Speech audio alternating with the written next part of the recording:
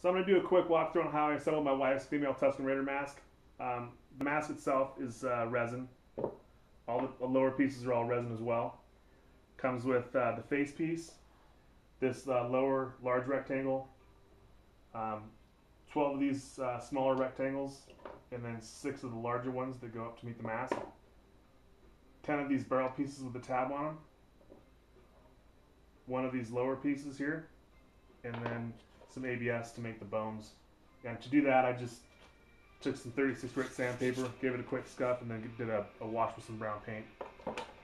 The fabric is monk's cloth, and it just epoxies onto the flange here on the mask, and also to the inside here.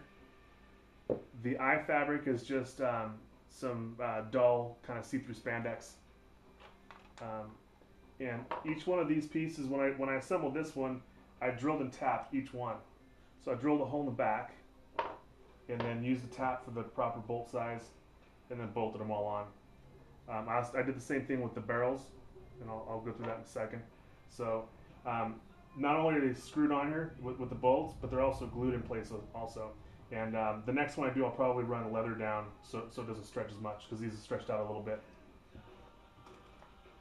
So the barrel pieces, I drilled a hole through the back of each one of these where the barrel needed to go, and then ran the bolt through the ABS bone piece, and just tightened it down. I left a little bit of slack so these will move just a little bit so nothing breaks.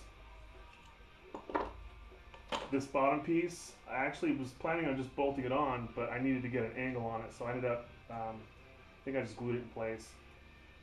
The studs just stuck out the back, and I just glued them in. And I think that's about it. If you have any questions, feel free to email me at darthhair@yahoo.com. Thanks a lot.